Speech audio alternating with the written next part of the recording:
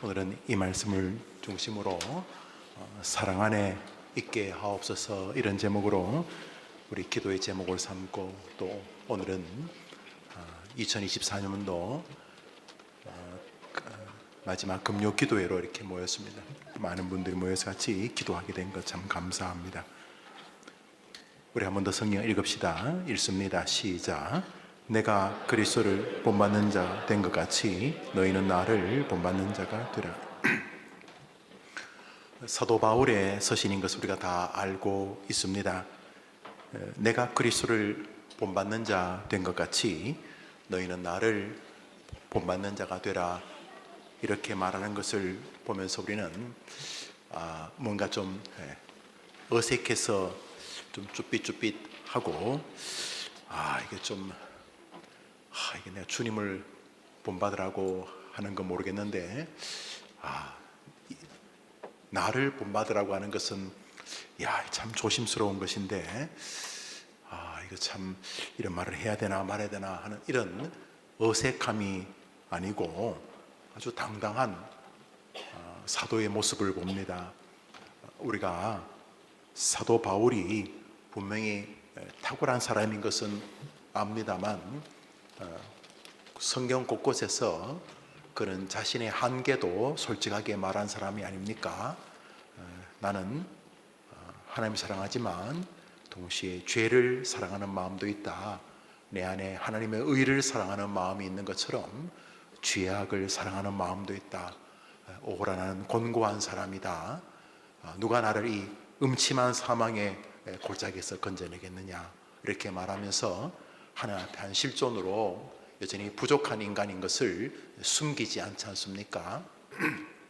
또 심지어는 자기를 이렇게 묵상하다 보니까 이렇게 그냥 대충 스치고 지나가는 것이 아니라 자기 자신에 대해서 심층적으로 깊이 이렇게 상고하면서 내린 결론이, 내가 죄인이구나. 그냥 죄인도 아니고 내가 정말 죄인 중에 괴수구나 라고 자기 스스로를 그렇게 말한 적도 있지 않습니까? 그런 면에서 사도 바울도 평범한 범인처럼 연약한 인생인 것을 우리가 다 압니다. 당연하죠. 의인은 없나니 하나도 없도다는 말에 이 바울 사도 역시 예외가 아니죠. 베드로 전후서를 우리에게 남기는 사도 베드로, 저 천주교에서는 초대 교황이라고 이렇게 부르는 베드로조차도 여전히 성령 안에서 거듭난 사람이지만 사도 바울에게 외식하다가 크게 질책을 받는 장면이 나오지 않습니까? 어느 누가 완전하겠습니까? 그런 베드로, 그런 바울이 우리에게 지금 아주 중요한 이야기를 하고 있습니다. 내가 그리스도를 본받는 자가 된 것 같이 너희는 나를 본받는 자가 되라 라고 하는 이 모습 속에서 이러한 가르침이 부모다운 가르침이라는 것을 알 수가 있습니다. 완전한 부모는 존재하지 않습니다. 그럼에도 불구하고 모든 기독 신앙을 가진 부모에게서는 이러한 신앙 고백을 하나님께서 요구하신다는 것을 알 수가 있습니다. 모든 주일학교 교사들, 우리 교회에 이렇게 많은 교사들에게서도 우리 하나님이 원하시는 것은 자신이 가르치는 그 학생들에게, 제자들에게 내가 그리스도를 본받는 것처럼 너희는 나를 본받으라고 말하기를 원하신다는 것입니다.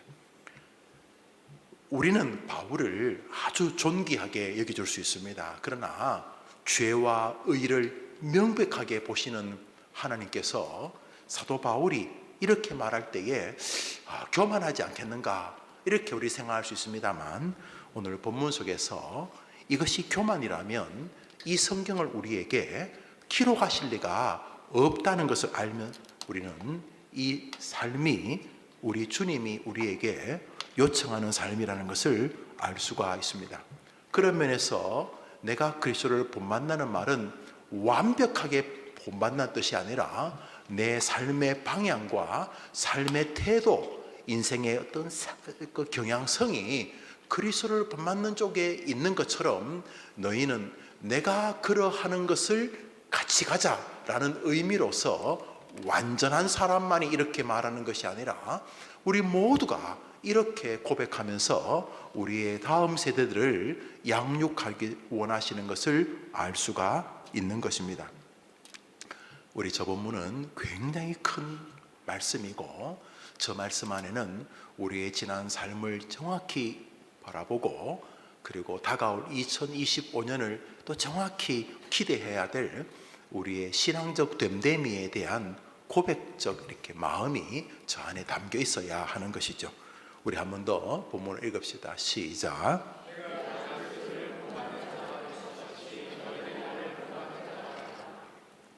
주님은 우리 모든 해림의 교인들이 이 바울처럼 말하기를 원하신다는 것입니다.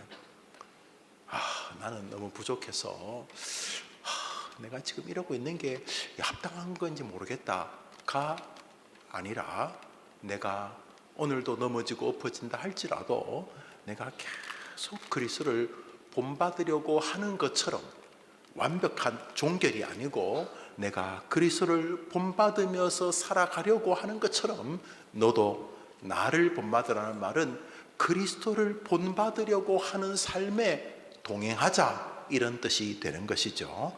여기에는 우리의 삶의 태도와 다른 사람 앞에서 보여야 될 자세와 우리에게 맡겨진 숙제가 이곳에 있는 것이죠. 그런데 이것, 내가 그리스도를 본받는 것 같이 너는 나를 본받으라고 말할 생각 자체를 못하게 하는 사단에 우리가 많이 속은 것입니다. 그리고 내가 그리스도를 본받는 것 같이 너희는 나를 본받으라고 말할 수 있도록 삶을 끊임없이 믿음으로 점검해가는 모든 노력을 포기한 악함과 게으름의 현주소를 또 한 번 보게 하는 말씀인 것입니다. 이 본문은 고린도 교회 성도들 전체에게 말씀하시는 말씀입니다. 고린도 교회는 문제가 많은 교회였습니다. 별의별 사람이 다 모여가지고 그 안에 적절하게 은혜로운 게 아니라 저주 그냥 인간 냄새가 많이 풍기던 교회가 고린도 교회였습니다. 그 고린도 교회를 향해서 바울이 하시는 이 말씀, 바로 우리 시대 교회와 우리 해림의 성도들에게 말씀하시는 것임을 알 수가 있습니다. 자, 그러면 사도 바울이 자기가 완전하지 않은 건 누구보다도 자기가 잘할 것이고, 사도 바울이 훌륭한 사람이긴 하지만 완전한 성도가 아니라는 것도 우리 하나님이 너무도 잘 아시겠지만, 바울이 이렇게 말하는 것을 성경에 담아두어 우리 모두에게 지표가 되게 하신 이 사도 바울의 그리스도를 본받는 삶이 무엇이었냐 하는 것입니다. 우선 그리스도의 본이 무엇이냐 하는 그리스도의 본. 우선 동정녀로 탄생한 것은 우리가 본받을 수가 없습니다. 우리는 그냥 철로 이름 모를 아버지 어머니에게서 태어나지 않았습니까? 역사에 그래 유명한 어른도 아니고 우리는 그런 부모 밑에서 태어났지만, 예수님은 성령으로 잉태하셨으니까 사도 바울이 본받겠다는 것은 예수 그리스도의 출생이 아닙니다. 또 사도 바울이 본받는다는 것은 예수님이 무리로 걸어다니신다든지 보리떡 5개와 물고기 2마리로 기적을 베푸시는 일을 본받는 뜻도 아닙니다. 우리 예수님께서 십자가에서 죽으시죠. 우리 다 죽죠. 오늘도 아침에 장례식을 했는데, 예수님의 죽음은 우리의 죽음이 아닙니다. 예수님의 죽음은 인류의 대속의 죽음이고, 그의 죽음은 부활을 여는 죽음이었기 때문에 사도 바울이 1000만 번 죽어도 예수님의 죽음을 본받을 수는 없습니다. 하나님께서 예수님이 세례 받으실 때에 저는 내 사랑하는 자, 내 기뻐하는 자라고 말씀하셨던 것처럼 우리는 하나님의 독생자의 지위를 누릴 수도 없습니다. 사도 바울은 절대로 성자 하나님이 될 수가 없습니다. 그러므로 사도 바울이 예수님을 본받는다는 것은 그런 예수의 신적인 그 무엇을 말하는 것이 아니라 우리에게 본을 보이시고 우리 모두가 본받아야 될 예수님의 특정한 사역을 말하는 것임을 알 수가 있습니다. 첫째로 우리가 예수님에게서 바울이 본받으려고 했던 것이 무엇인가 하는 것입니다. 그것은 하나님에 대한 태도입니다. 첫 번째로 순종입니다. 요한복음 8장을 읽어보시죠. 읽습니다. 시작.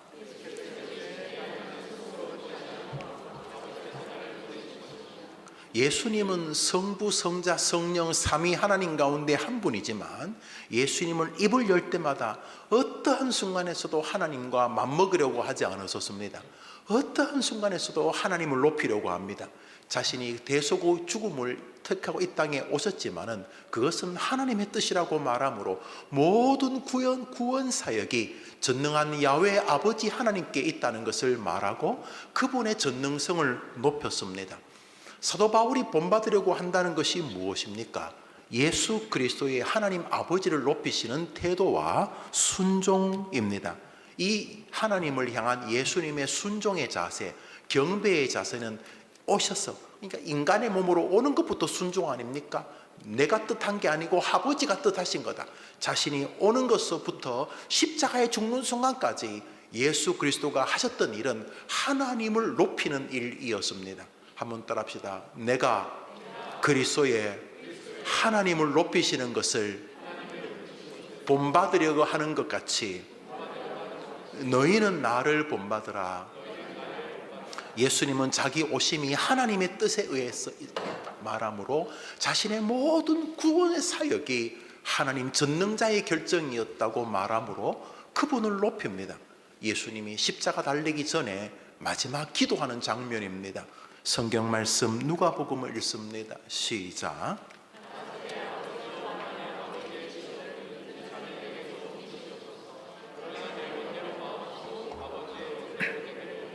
예수님은 전능한 이 땅에 오신 하나님이셨습니다.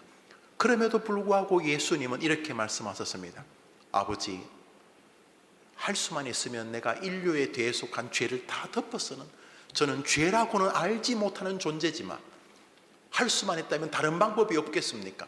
철저한 인간, 인카네이션, 하늘로부터 온 성육신인데 하늘로부터 오신 성스러운 분이긴 하지만 우리와 동일한 육체를 가졌습니다.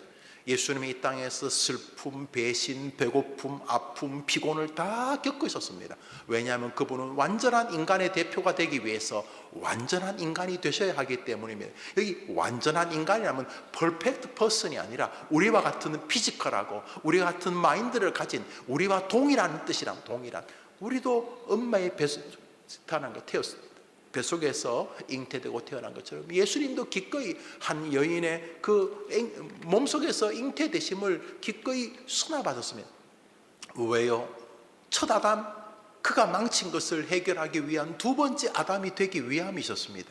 첫 아담이 사람 아닙니까? 첫 아담이 무슨 괴물입니까? 천사입니까? 첫 아담, 인류의 첫 아담이 하나님과 맺은 계약을 파기해서 이 세상이 이렇게 더러워진 것처럼 두 번째 아담이 이 땅에 와서 하나님과 재계약을 하겠다는 것입니다. 이게 창조론 아닙니까? 첫 아담과 하나님이 맺은 계약을 일방적으로 인간이 파기해버리면서 하나님의 신실한 약속으로 인하여 죽음이 세상을 관영하게 된 것 아닙니까? 그런데 예수님께서 마지막 아담이 오셔서, 아담으로 오셔서 하나님과 계약을 했는데 이 마지막 아담은 첫 번째 아담이 하나님과 맺은 언약을 망친 것처럼 그렇게 망치지 않고 하나님과 우리 두 번째 인류의 대표인 이 아담, 마지막 아담인 예수님께서 하나님과 이 인간의 대표가 완벽하게 계약을 하셨는데 하나님도 이 약속을 영원히 지키시고 우리 인류의 대표이신 예수님도 우리 하나님과 맺은 언약을 영원히 지키시기에 우리의 구원이 안전하게 된 것입니다. 이게 구원론입니다. 그렇죠? 아담의 범죄 이후로 온 세상이 죽음 앞에 온 것을 여러분이 알지 않습니까? 여러분 자신이 그 죄성과 교만, 위선을 여러분 보시면 우리 인간이 죄인인 거 남에게 찾을 거 없이 내가 알지 않습니까? 첫 번째 아담이 망친 짓을 두 번째 아담이 완벽하게 하나님의 마음을 만족시켰다는 것이 구원의 세계인 것이죠. 그러기 위해서 반드시 예수님은 인간의 대표여야 됩니다. 첫 번째 아담이 인간의 대표로서 하나님과 언약을 맺었기 때문에, 그래서 반드시 메시아는 인간이어야만 하는 것이, 천사가 인간의 대표가 될 수 있습니까? 무슨 중국 사람이 한국 대표가 될 수 있습니까? 일본 사람이 한국 국가대표가 될 수 있습니까? 최소한 한국 사람이 돼야 귀화를 하든지 뭐가 됐든지. 그래서 예수님은 이 땅에 인간의 대표로 오셨습니다. 인간이셨습니다. 완전한 인간, 우리와 똑같은 인간이었습니다.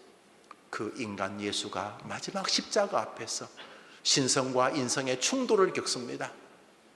아버지 하나님, 내가 십자가에서 인류의 죄를 덮어 쓴다는 게 무슨 의미인지 압니다. 저는 죄라고도 알지 못하는 존재 아닙니까?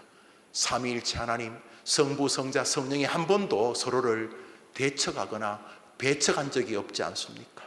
아버지여, 할 수만 있다면 다른 방법으로 인류를 구원할 수 없겠습니까? 내가 죄를 덮어 쓴다는 것, 결국 내가 오물을 다 덮어 쓰는 것인데 그는 절규했습니다. 그 절규는 진지했습니다. 땀방울이 핏방울처럼 변할 만큼 절규하는 기도 있었습니다. 그렇지만 그 기도 끝에 주님 뭐라고 말씀하셨습니까? 그렇지만 하나님, 내 뜻대로 마시고 아버지의 뜻대로 하시옵소서. 예수님을 본받는다는 말이 바울에게 무슨 말이냐 하면 무엇을 하든지 하나님을 높이고 하나님께 순종하는 삶의 태도를 말하는 것입니다. 바로 하나님을 향한 사랑이었던 것입니다. 결국 사도 바울이 그리스도를 본받는다는 말은 그리스도의 하나님을 향한 순종과 경배의 사랑인 것입니다. 사도 바울이 말하는 게 뭡니까? 내가 그리스도를 본받아 하나님을 향하여 내 인생을 드리고 그분을 경배하고 그분에게 순종하는 것처럼 너희도 나와 함께 하나님께 순종하고 하나님만을 경배하는 길을 걸어가자는 뜻이 되는 것입니다. 결국 우리가 가야 할 길은 하나님에 대한 사랑의 길입니다. 여러분이 정말 잘 사는 길을 날마다 노력하실 것입니다. 어릴 때는 부모님들이 쳐놓은 공부라고 하는 세계가 아마 내가 잘 사는 길이라고 이렇게 달려오셨을 것입니다. 뭐 이런저런 이유로 부모님의 생각이 아니라 여러분 스스로도 공부가 내가 가치로운 삶을 사는 길이겠구나 이렇게 생각하실 수도 있고, 조금 일찍 공부가 아니다, 내가 볼 때 너는 공장에 다니는 게 좋겠다, 기술 배우는 게 좋겠다 그러면서 어려울 때 또 다른 방식으로 자기의 성취, 너는 음악하는 게 좋겠다, 너는 운동하는 게 좋겠다, 뭐 나름대로 성공적인 길을 여러분들이 부모님과 혹은 스스로의 혹은 주변 사람들의 권면으로 여러분이 살아오셨을 것입니다. 물론 이 중에는 아무런 생각도 없이 뭐 해야 될지도 모르고 사시는 분도 계실 것입니다. 그런데 사도 바울이 말합니다. 무슨 직업을 가든지 뭘 하든지 간에 그리스도를 본받아 살아가는 나를 본받으라는 말은 하나님을 사랑하는 일에 여러분의 모든 일을 다하라는 것입니다. 주님을 사랑하는 길을 찾으라, 이런 뜻이 되기도 합니다. 한 해를 마무리하는 시간, 여러분은 여러분의 모든 삶이 하나님 사랑과 상관이 있습니까? 출근하는 거, 돈 버는 거, 오늘도 그 사람들하고 대화하는 거, 그 사람 대화에서 참아주는 거, 인내하는 거, 기다리는 거, 쏘아붙이는 거, 그 모든 것이 하나님을 높이는 것과 상관이 있습니까? 오늘 주님은 그것을 바울을 통해 말하고 계시면서 그리스도가 하나님을 순종하고 하나님을 사랑하고 하나님을 높이려고 했던 것처럼 너희들은 하나님을 사랑하고 있느냐고 물으시는 것입니다. 예수님의 모든 사역의 절반은 이것을 향해 있습니다. 하나님 그분을 향한 순종과 경배와 사랑입니다. 두 번째로 사도 바울이 그리스도를 본받는다고 했을 때 그리스도의 무슨 본을 받는다는 말입니까? 마태복음 20장을 읽습니다. 읽읍시다. 시작.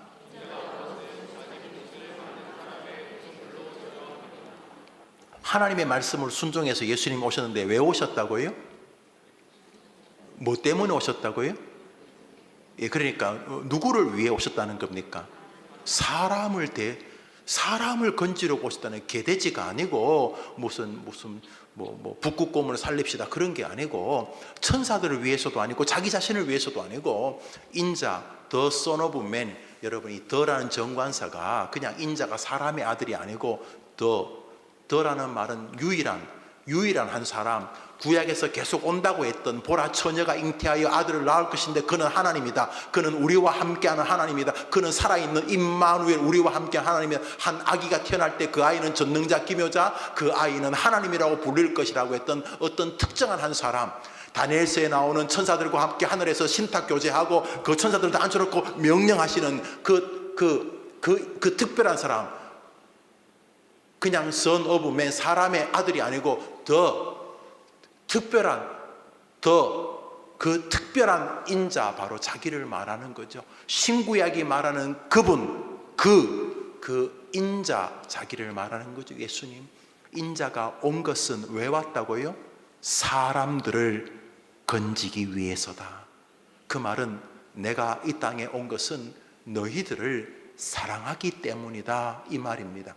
예수님을 본받는다는 말은 예수님처럼 오병이어 기적을 행한다든지 예수님처럼 무리를 걸어다니는 그런 것이 아니고, 예수님의 하나님을 향한 사랑과 경배와 순종의 자세와 예수님의 사람을 향한 사랑의 자세를 말하는 것입니다. 요한복음 13장입니다. 읽읍시다. 시작.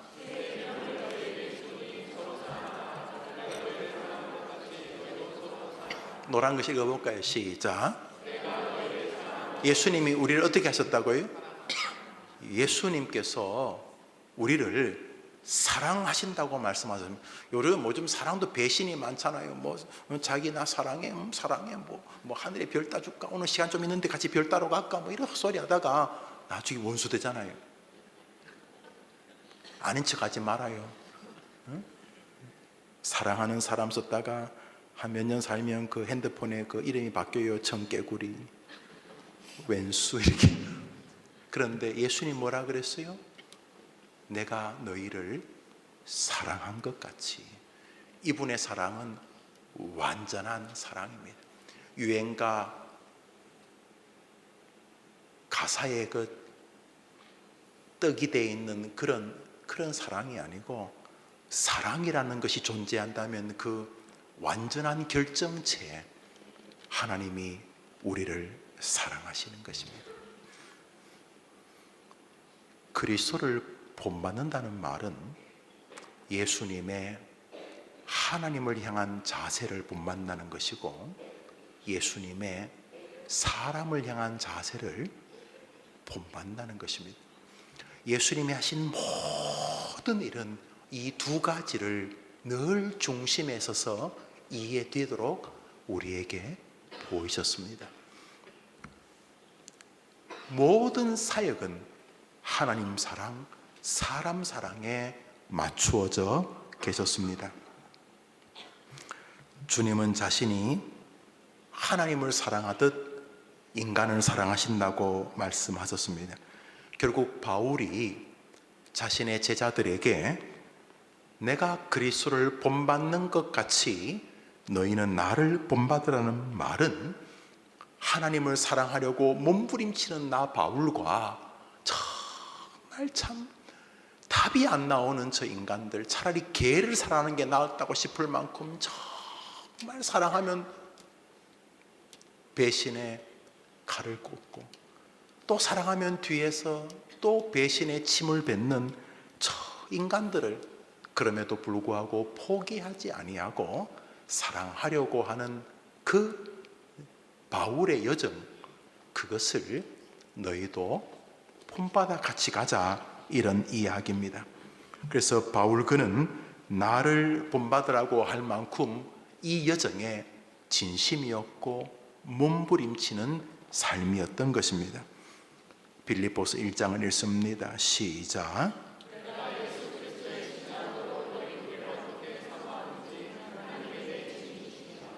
당당하지 않습니까? 나는 너희들 사랑한다. 하나님이 증명하신다. 라고 말할 만큼 바울은 신앙과 의지, 그리고 신학을 동원해서 그 일을 사랑하려고 했던 것입니다. 결국 본받으라는 말은 두 가지입니다. 예수님의 하나님을 향한 사랑과 예수님의 우리 인간을 향한 사랑이었고, 사도 바울도 여전히 자기가 몸부림치며 따라가려고 했던 신앙은 하나님을 향한 사랑과 사람을 향한 사랑이었습니다. 이제 여러분에게 이 마지막 금요일 날 묻게 되는 것입니다. 여러분은 말씀을 읽고 듣고 혹은 저처럼 설교하실 때에 하나님을 향한 사랑과 자신의 성도, 자신의 이웃, 자기의 교인들, 자신의 동료, 자신의 가족들을 향한 사랑의 자세로 말씀을 대했느냐 물어보라는 것입니다. 내가 말씀을 대할 때에 하나님을 사랑하는 마음과 사람을 사랑하려는 마음이 말씀을 대하거나 전할 때에 있었느냐 하는 것입니다. 내가 공예배를 참석할 때에 하나님을 향한 사랑, 그것 때문에 예배를 참석하고 사람을 사랑하는 마음 때문에 예배에 동참하는 수종 들었느냐는 것입니다. 나의 헌금 생활이 정말 하나님을 사랑하고 진심으로 사람을 사랑하기 때문에 드려진 생활이었느냐는 것입니다. 나의 사회생활이 정말 하나님을 사랑하고 정말 하나님이 맡기신 멋지고도 아름답고 하지만 만만치 않은 숙제, 사람을 사랑하는 여정에 있었느냐 하는 것입니다. 참 목사는, 또 참 부모는, 참 교사는 자신의 하나님을 사랑하는 태도를 성도들이, 또 자신의 자녀들이, 또 자신이 가르치는 제자들이, 학생들이 본받을 수 있는 길을 걸어가는 사람이어야 한다고 오늘 성경이 말씀하고 계시는 것입니다. 동시에 오늘 성경은 참 목사는, 또 참 부모는, 참된 교사는 자신의 사람을 사랑하려는 몸부림의 여정을 자신의 성도들과 자신의 자녀들과 자신의 아이들과 제자들에게 끊임없이 본받게 하려고 오늘도 몸부림치는 사람이어야 한다는 것입니다. 신앙생활, 기도생활, 말씀생활, 사회생활에서 말입니다. 사도 바울은 예수 그리스도를 본받는다고 했을 때에 바로 하나님을 향한 예수님의 순종과 경배의 사랑과 사람을 향한 깊은 긍휼과 사랑의 자세였던 것입니다. 그래서 사도 바울이 자신이 달려갈 길을 이 두 가지를 늘 염두에 두고 살았습니다. 사도 바울이 이 하나님을 사랑하고 동시에 사람을 사랑하는 일을 하나의 주제에서 발견했습니다. 하나님 사랑 따로 있고 사람 사랑 따로 있는 게 아니라 이 지혜로운 성경 안에 심어놓은 성경 해석자라는 별명을 가진 이 귀한 바울 사도께서 이 하나님을 사랑하는 예수님의 삶의 여정과 사람을 사랑하는 삶의 여정을 자기가 해석을 했습니다. 이렇게 사는 것이 하나님을 사랑하는 것이며 사람을 사랑하는 것이구나라고 깨달은 것입니다. 그리고 그 길을 전심으로 달려오면서 기꺼이 내가 너희를 얼마나 사랑하는지 우리 하나님이, 우리 예수님이 증인이라고 말하는 자리까지 갔습니다. 이 사람 뭘 발견했는가? 하나님을 사랑하고 사람을 사랑하는 일이 이것이라고 발견하고 그 길을 열심히 달려갔을 때에 하나님이 이 사람을 인정했으니까 신약 성경 절반을 기록하지 않았습니까? 뿐만 아니라 당당하고 담대했습니다.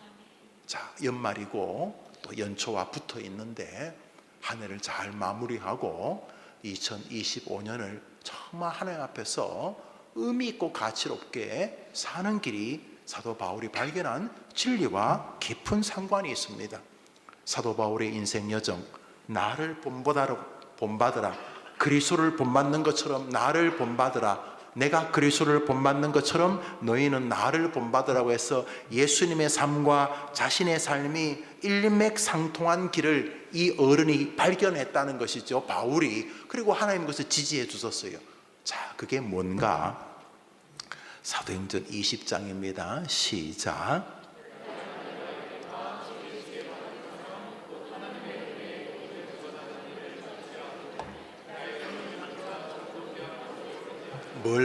뭘 마치려고 한다고요?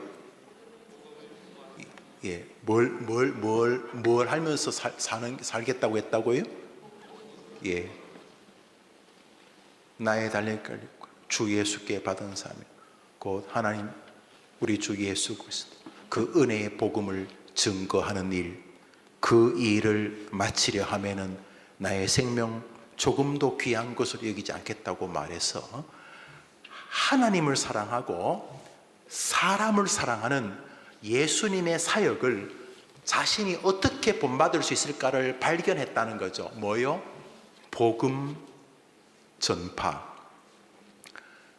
복음을 전파하는 것에 자기 인생을 쏟았을 때 이 바울이 하나님 앞에서 내가 너희를 얼마나 사랑하는지 하나님이 내 증인이라고 뻔뻔하다고 해야 되나요?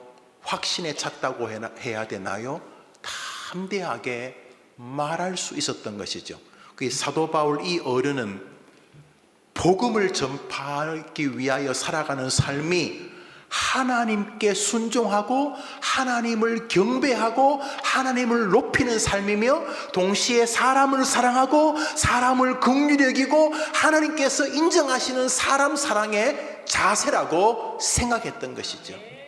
이 시대가 복음 전하지 않죠. 그래서 이렇게 말을 못하게 된 것이죠. 사도 바울이 어떻게 이런 생각을 했을까?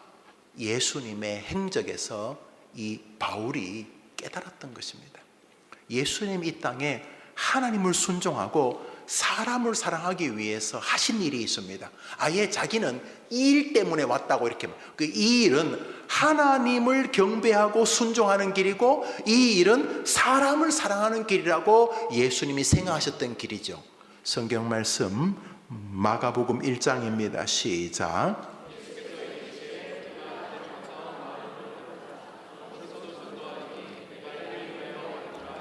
예수님 이 땅에 왜 오셨다고요? 뭐 하러 오셨다고요? 내가 예수의 복음, 그것을 사람들에게 전하러 왔는데 내가 이 일 때문에 왔다라고 말했습니다. 주님이 오신 것은 하나님을 순종하고 하나님을 경배하기 위해서 오셨는데 그것이 복음을 전하는 일, 전도하는 일과 맥락이 같다라고 예수님이 말씀하신 것을 바울이 캐치했던 것입니다. 여러분, 오늘도 우리 선교사님 어머님이 돌아가셔서 제가 입관 예배 설교를 했는데 그 어른이 83세라고 하시더군요. 예, 83세. 저보다 이제 23살이 더 많으신 거죠. 83세. 23년 금방 쑥 가겠죠. 뭐 제가 금방 살지도 모르겠지만 저보다 연배가 더 많으신 분은 좀 더 가깝겠죠. 이 땅이 전부면 뭐 버티가 몸부림 좀 더 버티셔야 되겠죠. 이 땅이 전부라면. 이 땅이 전부라고 믿는 사람은 기독교인 아닙니다. 우리가 이 땅에서 정말 잘 살아야 되는 것은 이 짧은 생애가 모든 것을 결정짓기 때문입니다. 무슨 꼬리가 몸통을 흔든다 그럴까요? 이 땅은 아무리 좋게 봐도 꼬리입니다. 이제 진짜 몸통이 있습니다. 이게 뭐 에피타이저 같은 것입니다. 이제 본 게임이 열립니다. 이제 메인 주식이 나옵니다. 아니 영원한 삶이 있습니다. 대신에 이 짧은 생애로 영원히 결정날 기회를 우리에게 주셨습니다. 그래서 우리는 복받은 사람입니다. 그냥 안 늙고 예수와 함께 늙기 때문입니다. 우리 복받은 사람입니다. 그냥 안 늙고 사명과 함께 늙을 수 있도록 사명의 언저리에 우리를 세워두시기 때문입니다. 그래서 교회가 있고 목사가 있고 성경이 있는 것 아닙니까? 사도 바울은 자신의 달려갈 길이 예수의 복음을 증거하는 일이라고 말했습니다. 나는 이거 위하다 죽을 거라고 말했어요. 아니 바울은 그리스도를 본받으면서 살다가 죽는다면서요. 사도 바울이 그리스도를 본받는 게 뭐라고요? 하나님을 사랑하고 그와 같이 사람을 사랑하는 것이었어요. 그래서 예수님이 하나님을 사랑하고 사람을 사랑해서 뭐 하셨는데요? 전도하셨어요. 복음을 증거하셨어요. 그 사도 바울은 뭐 했겠어요? 당연하지요. 사도 바울도 사람들에게 복음을 전했어요. 바울이 무엇하고 살았는지를 그가 마지막 유서 디모데후서 4장에서 이렇게 말하고 있습니다. 우리 읽어봅시다. 시작. 하나님 앞 엄히 명하노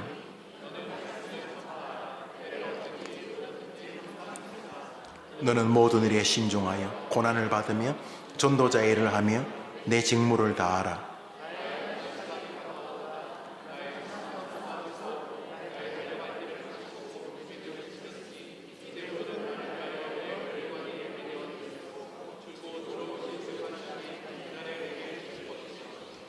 저 본문에 뭐라고 되어 있냐면 바울에게 너는 말씀을 전파하라. 복음을 전하라는 거죠. 말씀이 뭡니까? 예수 이야기죠.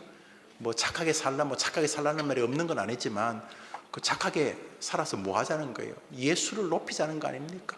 구약의 주제가 예수 온다는 이야기고 신약의 주제가 예수 왔다는 이야기고 성경 전체의 주제가 예수만이 구원자라는 거 아닙니까? 그래서 말씀을 전파하라는 것은 예수를 전하라는 것입니다. 그러면서 바울이 디모데에게 그 아들에게 뭐라고 하면 너는 무슨 일을 하더라도 전도자의 일을 하며 내 직무를 다 하라 이렇게 말하고 나의 떠날 시각이 가까웠다. 이제 뭐 조금씩 숨도 막 이렇게 콕콕 막히고 막 갑자기 혼수 상태도 되고 그러셨나 봐요. 하도 많이 맞으셨고 또 뭐 몸이 만시차이가 안 됐겠습니까? 그래서 이제 이 어른이 막 갑자기 막 몇 분 동안 숨을 못 쉬기도 하고 뭐 또 깨어나시기도 하고 또 음식을 먹으면 막 토하고 이제 이 어른께서 자기 자신도 이제 죽음이 가까웠구나 느끼신 것 같아요. 예, 이 디모데후서를 끝으로 이제 소천하시죠. 그런데 뭐라 그랬냐면 나의 떠날 시각 가까워도 나는 선한 싸우고 나의 달려갈 길을 마치고 믿음을 지켰다. 나의 달려갈 길이 뭡니까? 사도 바울이 뭐라고 하세요? 내가 그리스도의 은혜의 복음을 증거하는 일을 마치려면 나의 생명을 조금도 귀한 것으로 여기지 않겠다. 사도 바울이 뭐하고 달려왔습니까? 복음 전파했지요. 복음 전파. 그 아들에게 뭘 유언합니까? 전도자의 일을 하라. 그 사도 바울에게서 하나님을 사랑하고 사람을 사랑하는 일이 복음 전파라는 것이 이 사람의 인생을 완전히 붙들고 있었던 것입니다. 여러분, 제가 말했잖아요. 복음 전파라는 게 불신자만 요령껏 찾아다니면서 불신자에게만 예수 믿으라고 하는 게 복음 전파가 아니에요, 여러분. 그러면 교회가 있으면 안 되죠. 교회는 거의 다 신자들이 오잖아요. 복음 전파를 하면 여기 신자들은 이번 주부터 우리 교회 나오지 마세요. 그리고 이제 다음 주에는 교회를 한 번도 안 다니신 분만 나오세요 해야 될 것 아니십니까? 교회는 뭐 하는 겁니까? 교회는 늘 복음 전파를 하는 것이죠. 그래서 복음 전파는 불신자들에게 하는 게 많이 아니고 신자들에게. 그래서 여러분이 사람들을 만나면 예수 자랑하고 말씀을 높이고 예수가 얼마나 위대한 분인지, 그게 복음 아닙니까? 굿뉴스, 예수의 이야기. 그래서 사도 바울은 가까운 믿음의 사람들이 모일 때마다 예수의 이야기를 하는 것을 사명으로 알았어요. 사실은요, 성경 대부분이 신자에게 주는 글이에요. 무슨 불신자가 성경을 읽겠어요, 여러분? 로마서, 고린도 전후, 갈레아서, 에베소, 빌립보, 골로새, 데살로니가 전후서, 심지어 요한계시록까지 신자들이 주는 책이잖아요. 신자들에게. 그래서 여러분들이 신자들끼리 모이면 자꾸 예수님 자랑하려고 해야 돼요. 말씀이 예수님의 이야기니까 한번 더 합시다. 오직 말씀. 해봐, 시작. 오직 말씀. 말씀이 예수님 이야기니까 예수님 이야기. 사람들 만날 때마다 이렇게 예수님 이야기하고 또 이렇게 예수님 이야기하고 또 이렇게 예수님 이야기, 지혜롭게 예수 이야기를, 아들 만나면 예수 이야기, 딸 만나면 예수 이야기, 할아버지 할머니 만나면 예수 이야기하고 친구들 만나면 예수 이야기하고 불신자 만나면 예수 이야기를 하는 것이 사도 바울의 인생이었는데 그걸 본받으라는 거예요. 그래서 예수 이야기를 좀 더 잘하려고 하니까 효도해야 안 되겠어요, 여러분? 불효하면서 예수 이야기가 됩니까? 부모님한테 자식들에게 모범을 안 보이면서 자기는 주일날 뭐 축구 본다고 교회 안 나오고 뭐 낚시하러 간다고 골프 치다고 교회 안 나가면서 자식들 뭐 손자들 보고 교회 나가라면 그게 되겠냐고요. 그 손주는요, 목사가 1000명이 주변에 있어도요 이미 신앙은 벌써 망가진 거예요. 아니, 세상에서 가장 사랑하는 엄마 아빠가 주일을 그렇게 대하는데 걔가 무슨 대단한 신앙인이라고 교회를 나오겠어요? 걔는 교회 열심히 나오면 위선자가 될 가능성이 높아요, 여러분. 그래서 부모에게 유아 세례를 기꺼이 허락하는 거예요, 여러분. 유아 세례, 여러분,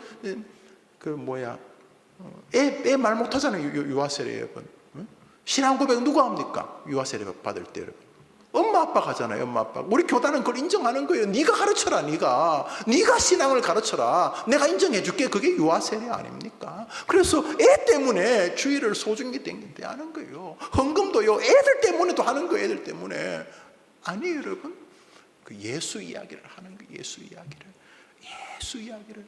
그래서 예수 이야기를 세상에 좀 잘하려고 하니까 회사에서 모범을 보여야지. 회사에서 대충 하면서 예수 이야기가 되겠냐고 여러분. 우리 회사에서 필요 없는 인간 하면 항상 1번이 자기면 교회 나오겠냐고. 이거 동네 사람들이. 동네 사람이 아니고 회사 사람들이. 학교 교무실에서 막 농땡이나 부리고 말이지, 미꾸라지처럼 뭐 남에게 자꾸 막 맡기고 막, 그러면 다른 그 교사들이 나오겠냐고요. 다른 교수들이 나오겠냐고요. 저런 미꾸라지. 아유. 여러분이 회사를 경영하는데 사장이 직원들에게 예수를 전하기 위해서 뭘 해야 되겠어요, 여러분? 여러분이 그 사장님에게 예수를 전하려면 뭘 해야 되겠냐? 그래서 뭐 착하게 살자, 그게 중요한 게 아니고 그 예수를 전하기 위해서 우리 삶을 바꿔 가게 하신 거예요. 할렐루야.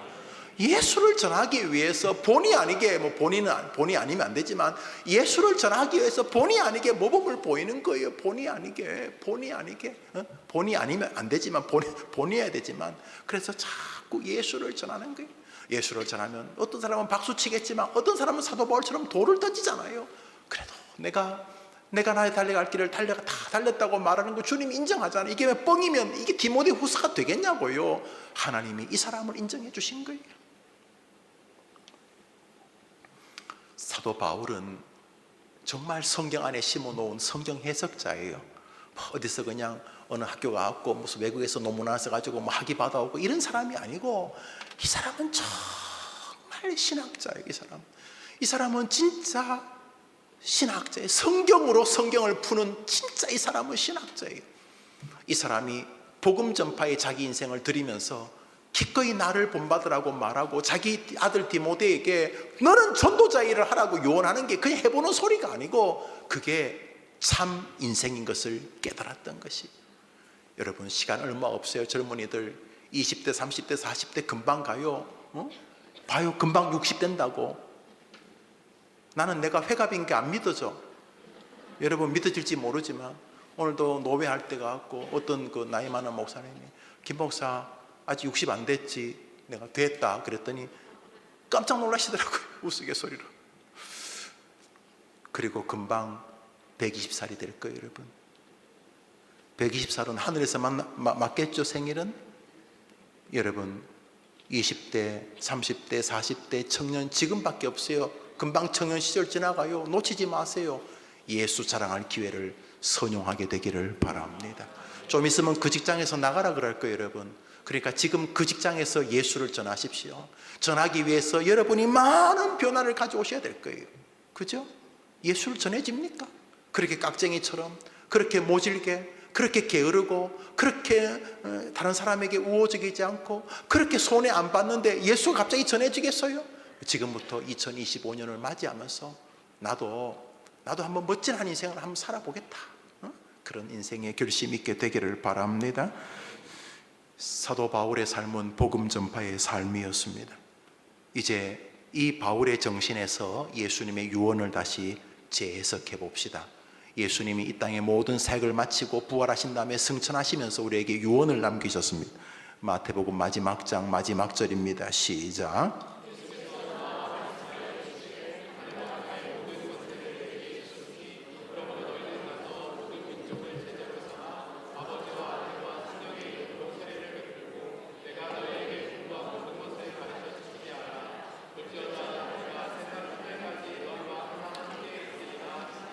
너희는 가서 모든 민족, 먼저 여러분 가야 될 사람이 가까운 사람, 가족이에요.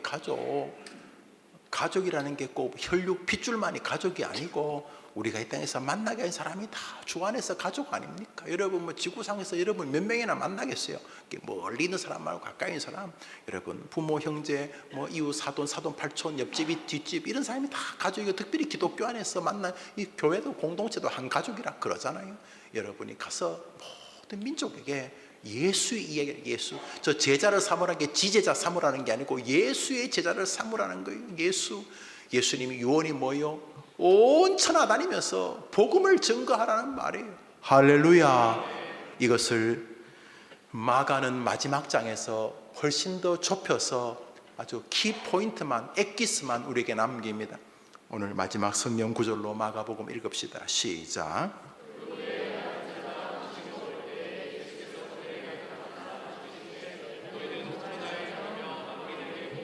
그리고 뒷구절은 예수님이 승천하시니라 이렇게 되어 있어요. 여러분, 예수님의 마지막 말씀이 뭐예요?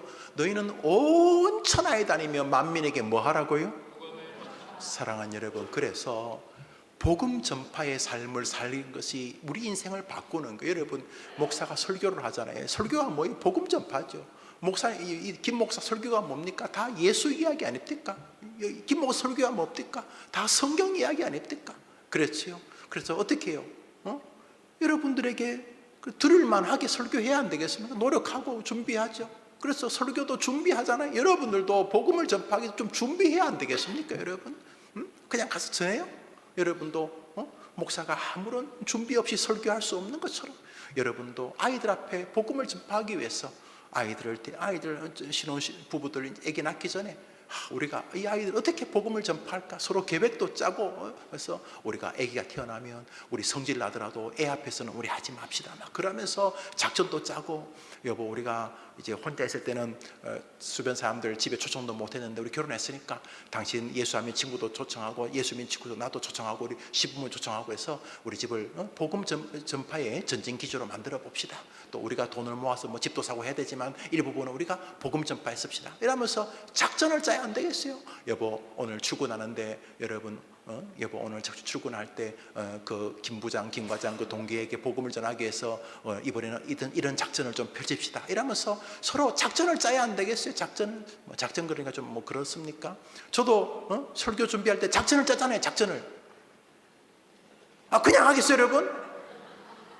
안 그래도 긴데 그냥 하겠냐고요 여러분. 그래서 저도 제 나름대로 작전을 짜죠. 하나님 어떻게 설교를 해야 됩니까? 저 애들도 있고 저 중학생도 고등학생도 있고 어떻게 해야 됩니까? 또 별의별 사람 진짜 별 모양 달 모양 별 사람 다 있는데 저 사람들한테 설교해야 됩니까? 저도 작전을 짜. 작전은 여러분 어떻게 이렇게 사명이기 때문에 우리 죽을 때도 작전을 좀 짜야지. 작을 때도 지금 제가 작전을 짜고 있어요. 죽는 작전.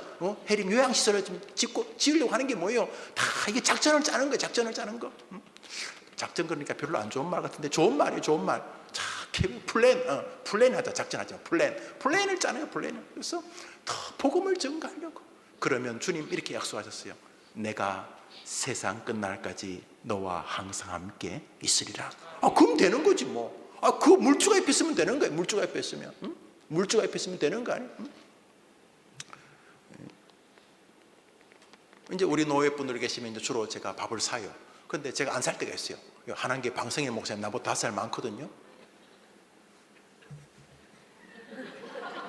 뭐해요 형님? 이렇게 주로 돈 낼 땐 내가 형님이라 불러주거든요. 뭐해요 형님? 이렇게 했다. 물주가 자기가 뭐 카드 없으면 그럼 뭐 옷이라도 벗으라고 하고 뭐 이렇게 우스갯소리로. 하나님이 계시는데 되는 거 아닙니까 여러분? 복음 전파하면 주님 뭐라 그랬어요? 네가 복음 전하는 동안 네 곁을 떠나지 않겠다고 하셨어요. 사랑하는 여러분, 그리스도를 본받는 처럼 나를 본받아는 말은 굉장히 교만해 보이고 저런 말을 함부로 할 수 없는 것 같은데 아닙니다. 내가 그리스도를 본받는 자 된 것처럼 너희는 나를 본받으라는 말은 우리 같이 복음 전하다 하늘에서 만나자는 뜻입니다.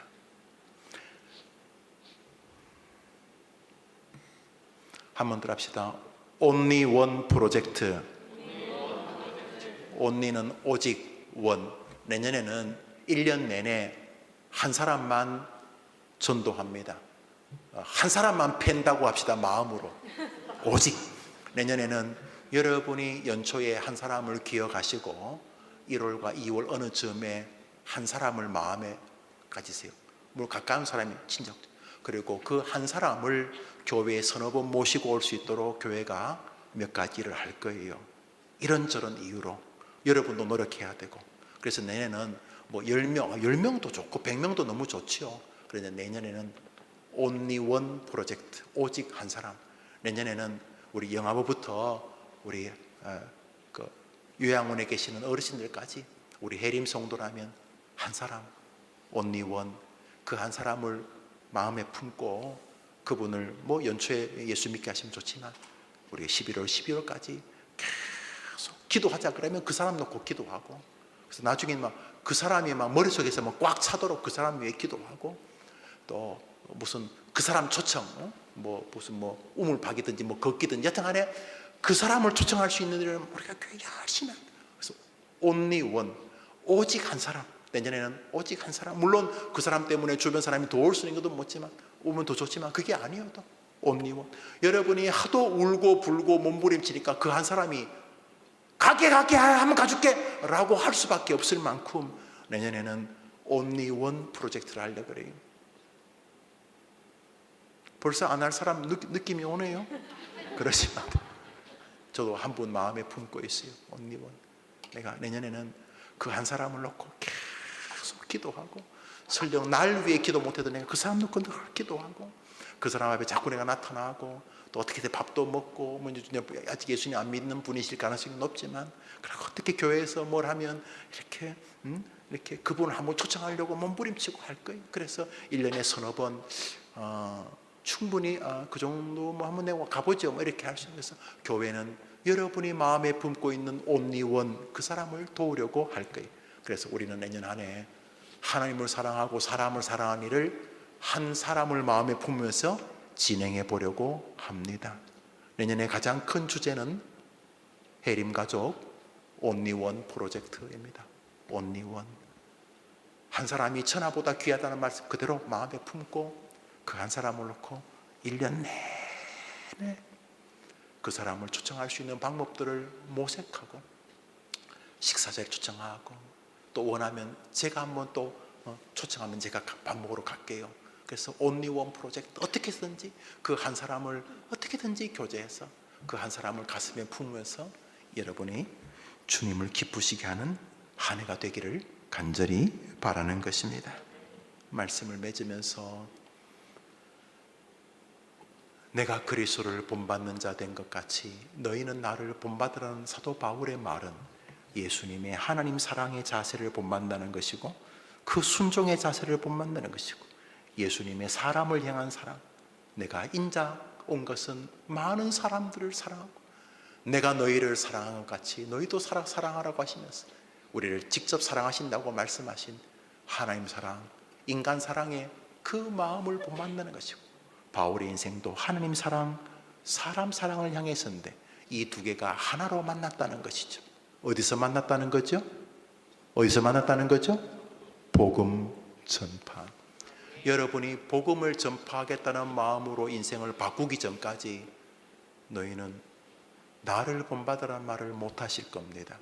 그러나 여러분이 복음을 전파하는 것을 삶의 가장 우선순위에 두려고 하고, 그 주제를 가지고 인생을 재편하고, 내가 복음을 전해야 되는데 이렇게 한탕이나 하고 죽어버릴까, 이 더러운 세상을 불질러버릴까, 이렇게 이러면 안 되지, 내가 복음을 전파해야지 하며 다시 지친 무릎을 일으켜 세우고 힘내서 다시 인간 그 숲으로 기꺼이 들어가면서 엉겅퀴가 있고 가시가 있어도 내가 해야 될 일이 이것이라는 믿음을 가지고 복음 전파, 그것이 하나님을 사랑하는 일이고 그것이 사람을 사랑하는 일인 줄 믿어 그 길에서 한 해를 끝내고 한 해를 맞이하는 금요 기도의 동역자들 되기를 주의 이름으로 축복합니다. 할렐루야. 내년에는 금요일 날 우리 주일 학생들이 좀 더 기도에 노출되게 하려고 해요. 왜냐하면 가만히 생각해 보니까 우리 주일 학교를 너무 복 주셨어요.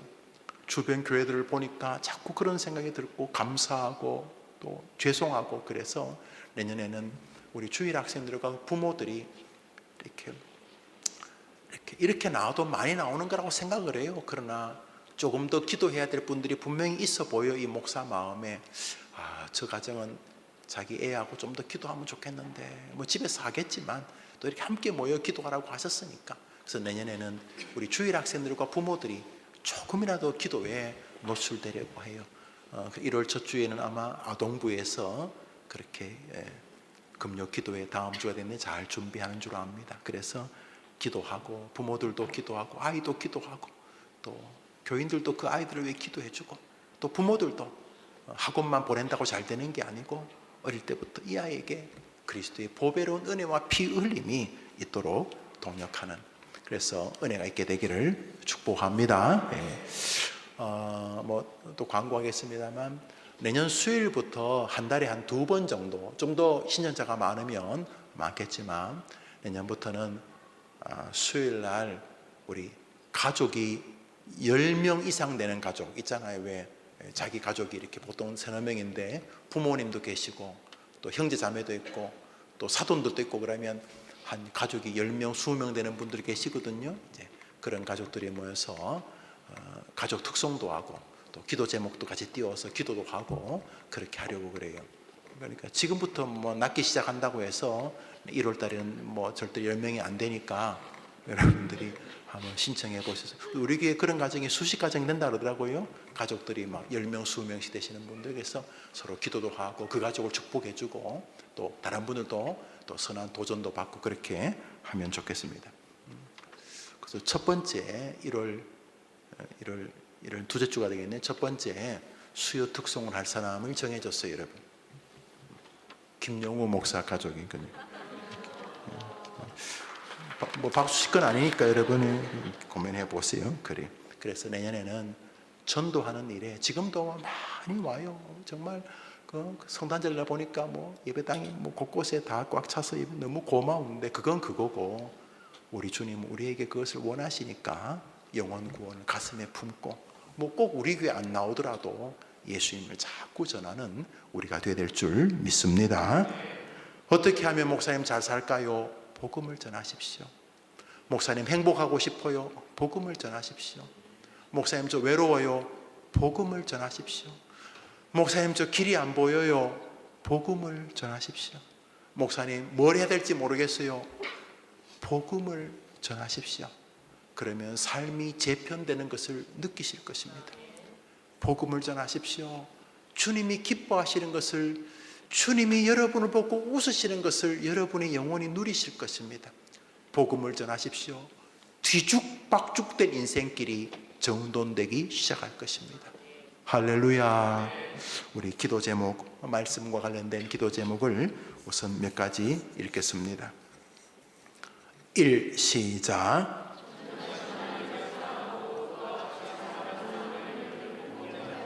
한 번 더 합시다. 1.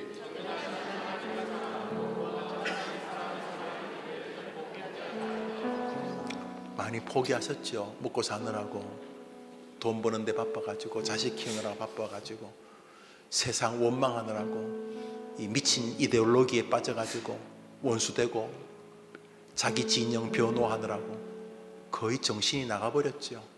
그래서 하나님을 사랑하고 사람을 사랑하는 하나님이 우리에게 맡기신 가장 근본적인 길에서 많이 벗어나지 않으셨습니까?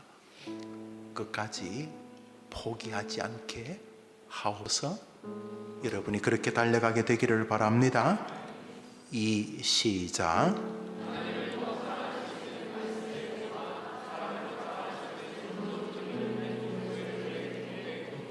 저절로 안 돼요, 여러분. 저절로 될 것 같으면 예수님 안 오셨어요. 우리가요, 말씀과 은혜를 안 받으면 하나님 사랑도 사람 사랑도 왜곡돼요. 비비 꼬여요. 트위스트 돼가지고 나중에는 가시가 자기를 막 찌르는 그런 해괴한 화초처럼 되는 거예요.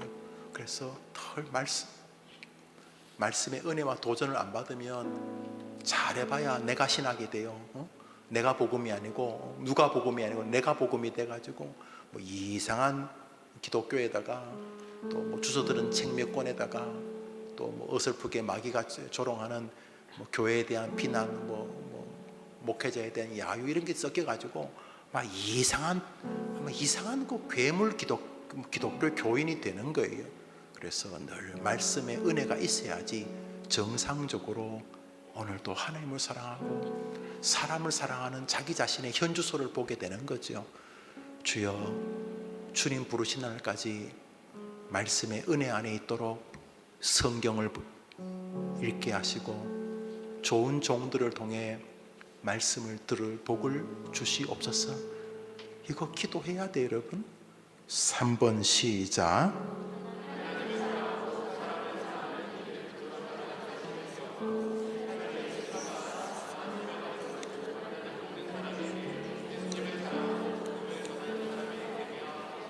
우리 자녀를 한번 기도할까요? 1번, 2번, 3번 다 보여주시겠습니까? 예. 1번, 2번, 3번 기도 제목 다 보여줘 보세요. 예. 다 보여준 거예요? 1번, 2번, 3번이? 예. 1번, 2번, 3번 기도는 말씀과 관련된 기도 제목입니다. 하나님을 사랑하고 사람을 사랑해야지만 정상적으로 죽어요. 기독교인은 정상적으로 오늘을 살아요. 정상적으로 자기의 영적 현주소를 보고 정상적으로 자기가 어디서 문제가 생겼는지 알아요. 이게 없잖아요. 하나님 사랑도 없고 사람 사랑도 없으면 목사는 설교하러 오고 그저 의미 없이 신방하고 교회 일하는 거이 직장이 되는 거예요. 교인들도 그냥 교회 일하러 오는 거예요. 뭐 와야지 집사 장로 어디 가겠어. 오긴 오는데 너무 무력한 거예요. 가정도 직장도 그런 거예요.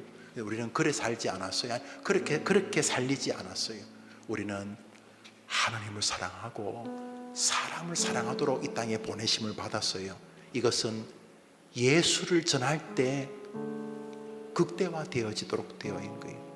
예수를 전하는 삶을 살기 위해 돈도 벌고 공부도 하고 좀 더 노력도 하고 할 수 있으면 좀 더 앞설 수도 있고 그럴 수 있는 거죠. 또 좀 내가 좀 부족해도 이 예수를 전하려고 할 때 하나님께서 그 마음을 보시고 힘을 주시는 거죠. 오늘 이 저녁에 내가 하나님을 사랑하고 사람을 사랑하는 일을 포기하지 않게 도와주옵소서. 내년에 이제 며칠 안 남으면 이제 시작인데 2025년은 하나님 사랑과 사람 사랑 때문에 복음을 전하려는 이유 때문에 더 힘있게 살고 더 위로와 은혜를 누리도록 도와주시옵소서. 우리 교회 이렇게 보시면 유리에 하나님을 사랑하듯 사람을 소중히 여기는 교회 이렇게 되어 있죠. 그게 제 목회관입니다. 아니 그게 성경이라고 믿는 거죠. 이 시간 같이 기도할 제목은 바로 저것입니다. 하나님, 절대로 하나님을 사랑하고 사람을 사랑하는 일을 포기하지 않게 하옵소서. 그렇게 복음을 전가하는 길에 서게 해 주시옵소서. 자, 오늘 1번, 2번, 3번 눈으로 다 읽으시고 우리 한번 이 제목으로 기도합시다. 송구영신의 시간을 마음을 담아서 같이 기도합시다. 기도합니다. 하나님 아버지, 전능하신 하나님을 사랑하고 그와 같이 사람을 사랑하는 일을 결코 포기하지 않게 하옵소서. 하나님을 더 사랑할 수 있는 말씀의 은혜와 사람을 더 사랑할 수 있는 영적인 힘을 계속 교회를 통해 말씀을 통해 공급해 주시옵소서. 하나님을 사랑하고 사람을 사랑하는 이런 전도라는 사실을 기억하고 삶의 매 순간마다 사명을 가지고 만나는 모든 사람들에게 예수님을 자랑하고 복음을 전하자 되게 하옵소서. 주님, 복음 전파에 늘 마음 있게 도와주시고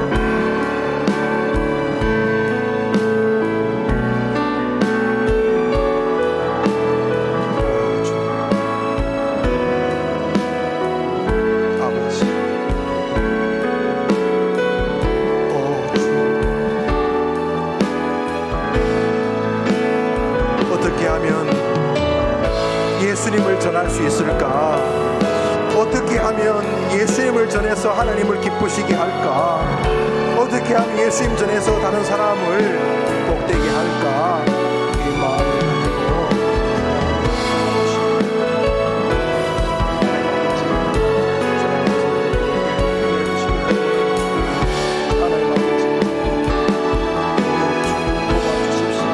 그렇게 주님을 경배하고 주님을 사랑하는 일에 마음이 있게 하여 주시기를 원합니다.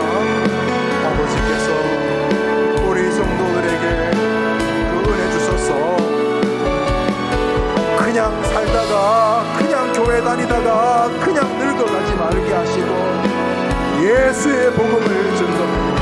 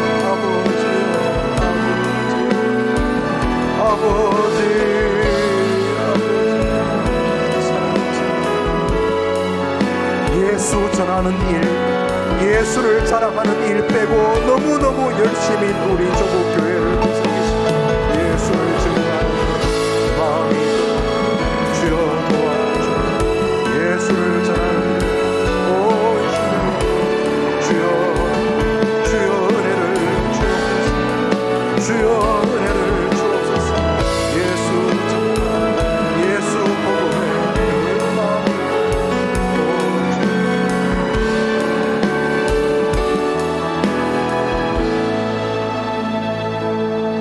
주님, 정말 자랑할 것이 예수님인데 정말 자랑할 것을 자랑하지 않은 이 사단은 정말 쓸모없는 것들을 자랑하면서 인생을 낭비하게 하고 마음을 다치게 만들고 다른 사람의 마음도 아프게 만드는 것을 압니다.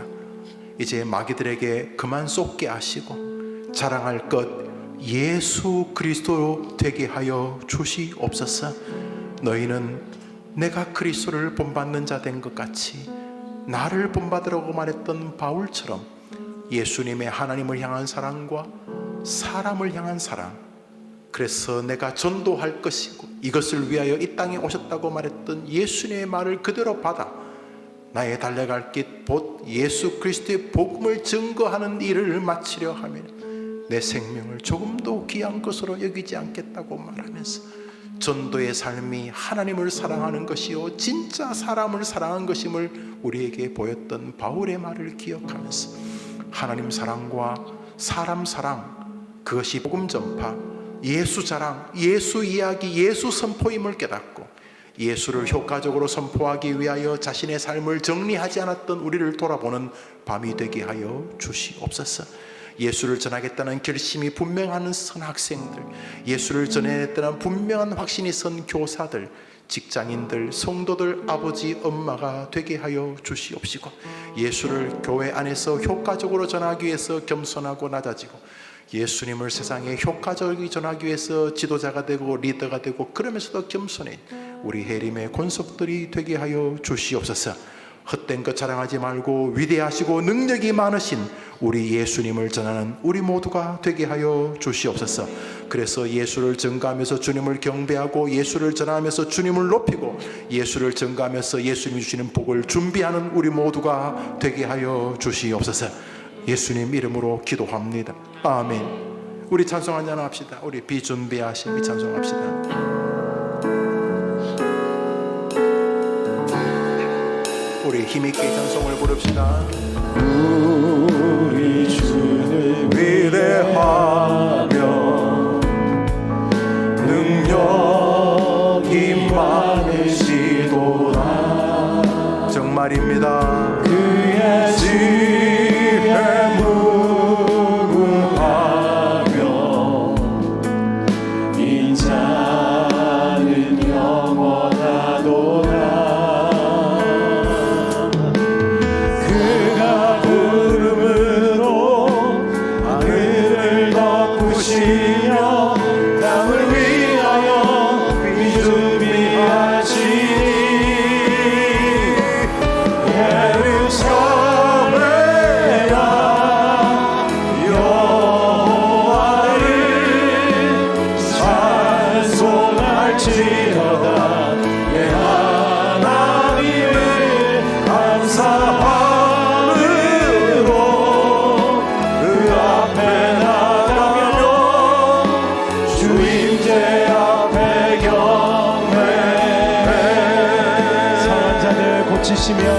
상한 자들 고치시며 상처를 싸매시도다. 별들의 수를 세시며 이름을 멋지신 분입니다.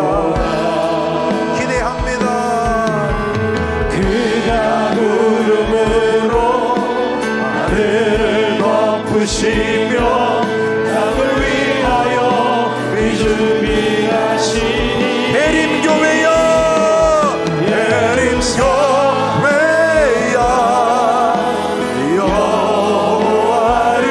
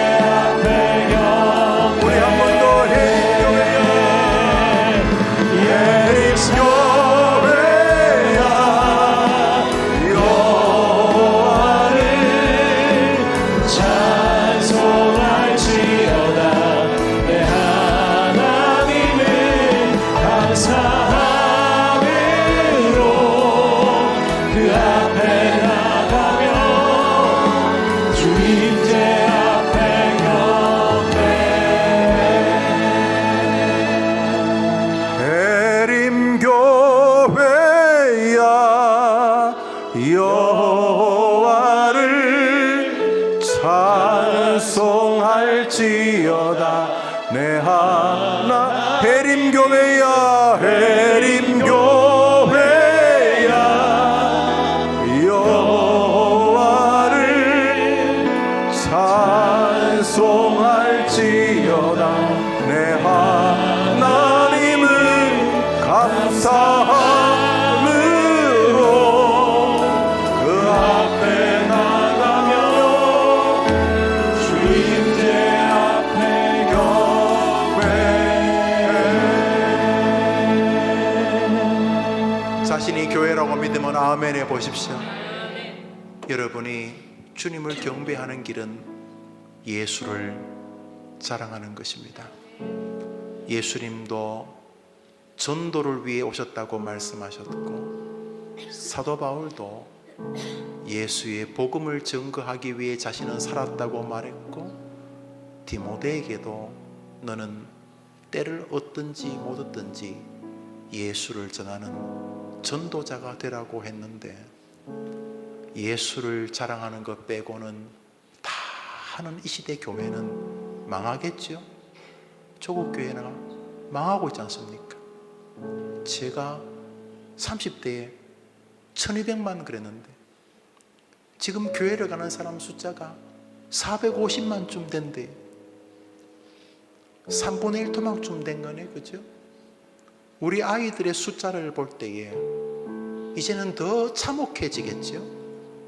그렇지만 그루터기는 남겨두시죠. 성경을 보면 이 시대 어느 교회는 그루터기고 이 시대 어느 목사는 그루터기죠. 해림교회가 그렇게 되기를 바라는 것이죠. 그렇게 되는 길은 하나밖에 없습니다. 교인들이 예수를 자랑하다가 죽는 것입니다. 부부가 앉아서 예수를 자랑하고, 자녀들에게 예수를 자랑하고, 자기보다 믿음이 좋은 아버지, 장로님, 권사님에게 예수를 자랑하고, 불신자들을 만날 때 예수를 자랑하는 것입니다. 예수를 자랑하려고 하다 보니 삶이 정돈되고, 예수를 자랑하려고 하다 보니 주의하게 되고, 예수를 자랑하려고 보니 자기 성질을 낮추게 되고, 예수를 자랑하려고 보니 조금씩 손해를 보는 것이죠. 예수를 자랑하려고 하다 보니 조금 더 열심히 살게 되고, 예수를 자랑하려고 하다 보니 학교에서도 최선을 다하는 학생과 선생님이 되는 것이죠. 예수를 자랑하려고 하니 수많은 의사, 간호사 가운데서도 모범을 보이려고 하고, 예수를 자랑하려고 하니 성실하고 근면하게 되는 것이죠. 예수 자랑이 하나님을 사랑하고 사람을 사랑하는 길이기 때문인 것이죠. 하나님, 예수를 자랑하다가 주님 만날 수 있도록 도와주시고, 내년에는 예수 자랑에 내 삶을 늘 점검해서 내가 잘하고 있는지를 스스로 체크하면서 예수를 자랑하고 있는가, 내가 예수를 자랑하고 있는가, 그것을 점검하면서 이게 예수를 자랑하는 것과 상관이 있는 건가, 이러는 동안 내가 세상 끝날까지 모든 민족에게 제자를 삼아 내 복음을 증거하면 나 예수가 세상 끝날까지 복음을 증거하는 네 곁에 있겠다는 이 마태복음의 마지막 말씀이 여러분에게 체험이 되는 한 해가 되기를 바랍니다. 아멘. 우리 기도 제목 몇 가지를 읽겠습니다. 네 번째 기도 제목 읽습니다. 시작.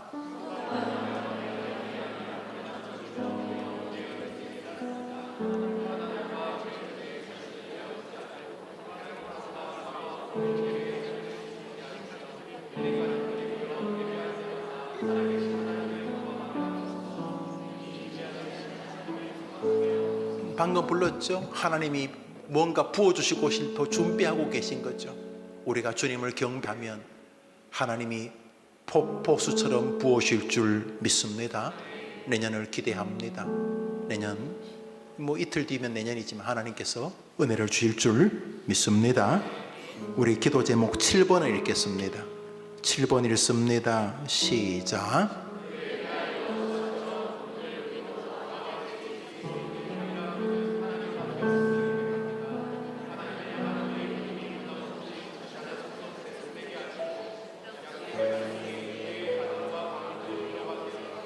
그 방법이 예수를 사랑하는 것인 줄 믿으면 아멘 해보십시오.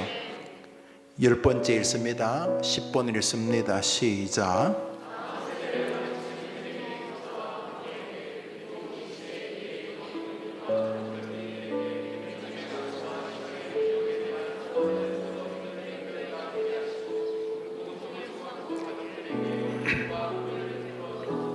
여러분, 주일학교는 우리 교회 생명입니다.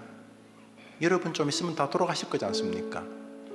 불과 1, 20년 뒤면 여기 많은 분들이 하늘에 계실 겁니다. 1, 20년 뒤가 우리 아이들이 30살이 되고 35이 됐을 때 이 교회의 미래가 보이십니까? 지금 이렇게 하루층 위층 가득 채우면서 모여서 예배드리고 하는 우리 교회가 20년, 30년 뒤에 어떻게 될 것인지 보이십니까? 그런 면에서 그런 지도자들이 이곳에서 나와야 될 것이고, 그런 아이들이 믿음으로 서야 될 줄 분명히 믿습니다. 우리 아이들이 믿음으로 잘 자라면 이 아이들이 혼자 100명, 500명, 1000명, 2000명을 감당한 아이들이 될 것입니다. 이 아이들이 수천 명을 이 교회로 데려올 임재가 될 줄 믿으시기 바랍니다. 그래서 이 아이들을 위해 기도해야 되고, 아이들은 교사가 전부기 때문에 교사를 위해 기도해 주셔야 되는 것입니다. 나라를 위한 기도 제목 몇 가지를 같이 기도하겠습니다. 1번입니다. 계엄입니다. 시작.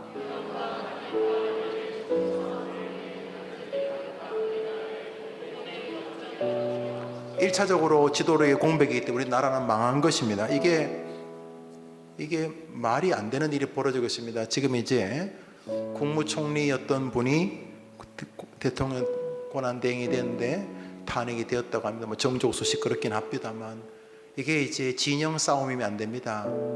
이거는 미친 사람들입니다. 자기가 탄 배가 태평양에서 있는데 이런저런 이유로 바늘 가지고 자기 배를 지금 합판에서 구멍을 내고 있는 미친 짓을 하고 있습니다. 이건 정말 미친 짓입니다. 슬프게도 이것을 묶을 만한 지도자가 없다는 것입니다. 정치권이든 민간에서도. 지도력의 공백은 무서운 것입니다. 교회가 담임 목사에게 어려움이 생기면 수천 명 모이던 교회가 절단나는 것을 저는 여러 번 봤기 때문에 지금 지도력이 너무너무 위험한 상태입니다. 이게 있을 수 없는 일이 벌어지고 있고, 경제를 비롯해서 환율, 이게 언론 집단적으로 미쳐 있습니다. 문제는 지도자가 없다는 것입니다. 대통령, 국회의원 이런 게 아니고 국민들에게 힘을 줄 수 있는 지도자가 없다는 것입니다. 이승만이나 김구 다 부족했지만 혼란기에도 사람들에게 일정한 리더십을 발휘했었는데 너무너무 위기에 있습니다. 우리 두 번째 기도 제목입니다. 읽읍시다. 시작.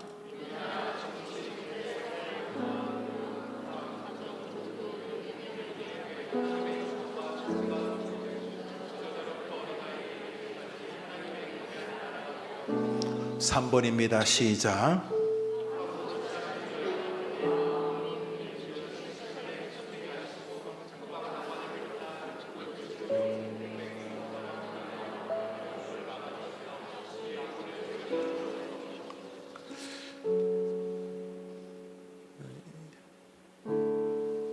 국민들이 그나마 일정한 폭동으로 변하지 않고는 있습니다만, 이거 큰 내란이 일어나게 되면 통제가 불가능한 상태가 지금 되었습니다. 우리 국민들이 지금 지도력의 공백을 너무 우습게 여기는데, 지도력의 공백은 무시무시한 일을 가져오게 되면, 인간은 악하기 때문에 그렇습니다. 속히 지도력이 회복이 돼야 됩니다. 부족하고 황당한 지도력이라도 없는 것보다 낫습니다. 말했죠, 제가. 지도력의 공백은 좌우의 문제가 아닙니다. 인간 쓰레기 같은 사람이라도 지금은 지도력이 있는 게 좋습니다. 지금 치안, 국방 이런 모든 부분에 이 수많은 문제가 야기되었습니다. 전례가 없는, 아마 전 세계 모든 나라가 우리나라를 미개한 국가로 볼 것이라고 생각이 되어집니다. 이제 우리가 기도해야 되고, 저는 지도자가 나오기를 기도하고 있습니다. 국민들의 마음을 모을 수 있는 지도자가 나오면 수습이 될 것입니다.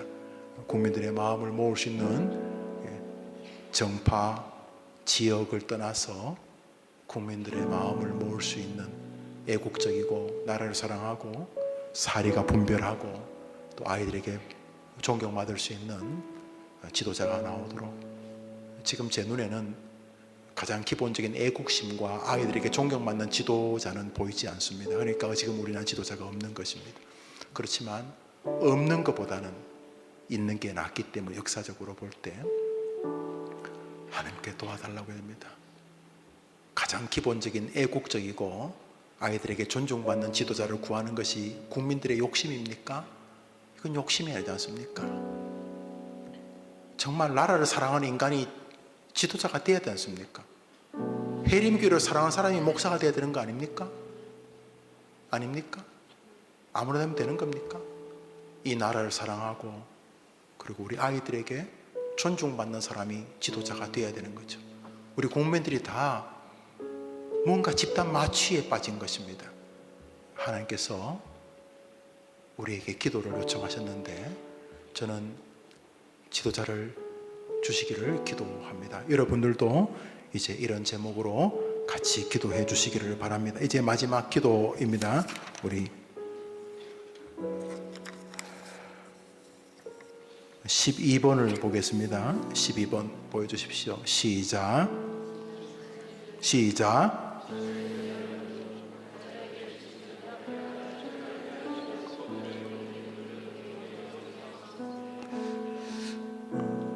이스라엘이 블레셋의 멸망 앞에 있었을 때 사무엘이 등장을 합니다.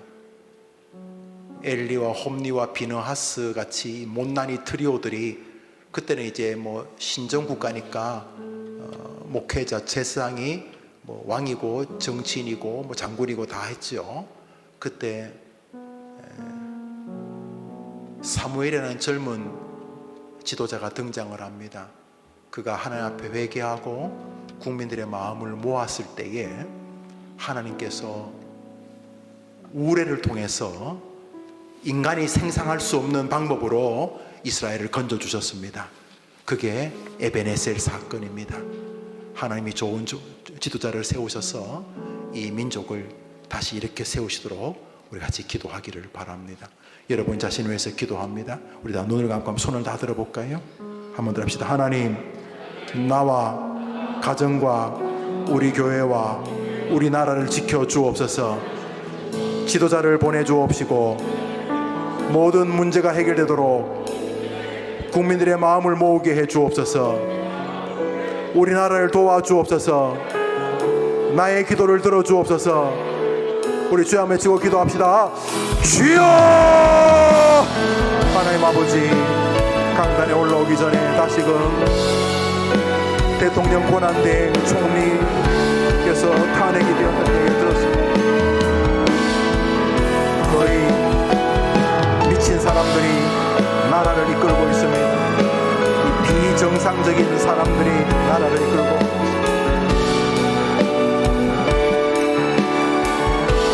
아무리 생각해도 애국이라고는 존재하지 않는 당리당양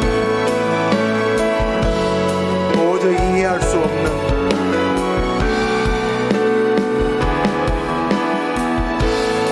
범죄 집단들이 나라를 이끌고 있습니다.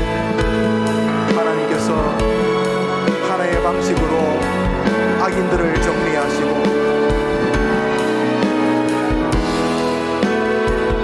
국민들을 이끌 수 있는 지도자를 세워주시기를 원합니다. 그것이 다윗이든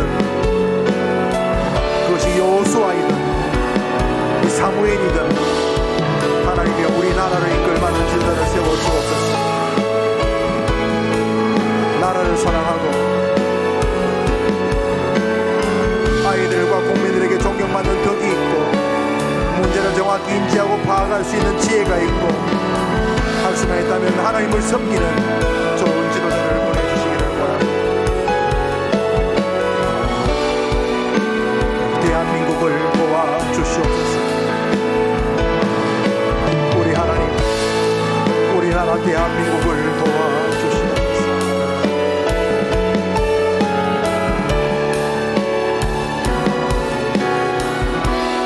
하나님 아버지, 성도와 연합하여 예배하는 얼마나 큰 축복이며 은혜인지 깨닫습니다. 편안함과 게으름의 자신을 내어주지 않고 갈급함과 사모함으로 예배의 자리를 지키게 하시고 살아계신 하나님을 경험하게 하옵소서. 이 준비하신 하나님을 소망하게 하옵소서.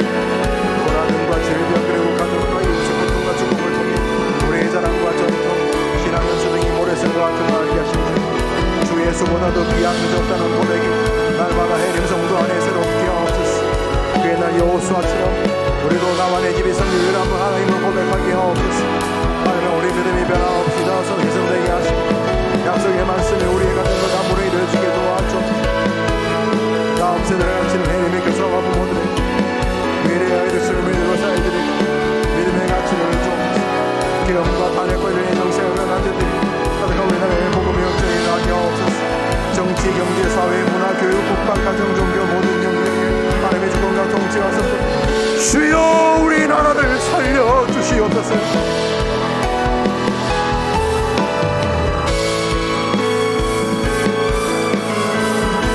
한국으로 취한 여야 왕족 국민 분열이 순식간에 개선되게 하시고 국방장관을 비롯한 국군 주도에게 공백이 우리나라 도발을 막아주시고 우리의 안보를 책임져 주옵소서. 장국의 이 목소리를 주가 세계를 방해 백만 닥터에서 우리의 생존과 번영을 지키는 합당한 외교적 대응이 나타나게 하옵소서. 차별금지 법을 다시 발의하고 부정을 촉구하는 시도를 막아주시고 우리 사회 강력한 목소리를 내게 하시고 하나님을 거역하고 반대하는 모든 입법 시도가 무산되게 하옵소서. 국민을 애국의 정신을 이끌어주시고 젊은에게 비전을 줄 지도자 나타나 우리나라를 세계 최고의 나라로 만들어 나라의 정신과 상주성을 주옵소서. 우리나라를 도와주시옵소서. 연간 초생의 영적 의미의 세계 최저수를 기록하는 그일조차 어려운 생사를 공공이 시작하게 합시다. 가시지마다 아기들의 웃음에 담을 없도록 우리 삶의 생각과 정서와 제도와 가르치시옵소서. 북한의 수사과 선배에서 무성화의 견고한 지휘를 백성들을 사랑하는 의로운 지도자가 되게 하시고 얼각과 독재의 감시와 도청의 능력을 얻어서 너희를 받게 하옵소서. 한국에 거주하는 3만 5천의 탈북민들 교회하신 안에 상처와 아픔의 원인이 치유되게 하옵소서. 그들에게 있는 상황에서 그들에게 은혜를 베풀어 주옵소서. 그들이 통일을 전배하는 남들이 들어오게 힘들게 하옵소서. 자신을 위한 기도 하나님 아버지 우리 성도들의 기도를 들어주시기를 원합니다. 저들이 기도하는 제목 응답하시고 저들의 강구하는 자목의 주인 도와주시기를 원합니다. 주여 우리 성도들의 기도를 들어주옵소서. 주여 우리나라 우리 교회 우리 성도를 도와주시옵소서. 우리 아이들을 축복하시고 부디 저 아이들이 믿음 안에 살도록 도와주옵소서. 이 밤에 나와 기도하는 우리 성도들 저들의 부르짖음과 간구에 응답하여 주시옵소서. 오늘도 기도하는 모든 성도들의 간구에 우리 하나님 자비롭게 찾아가 주시기를 원합니다.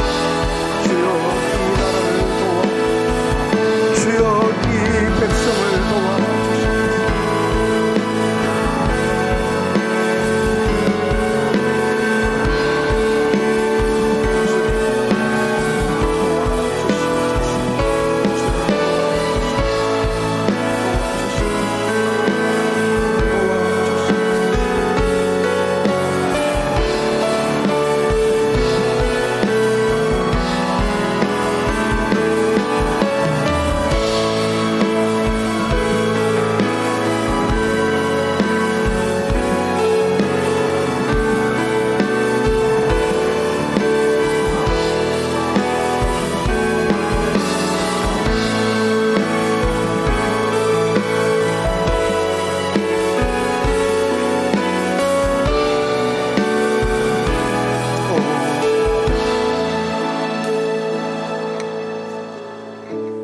전에 나라를 위해 기도했던 우리 성도들인 줄 압니다.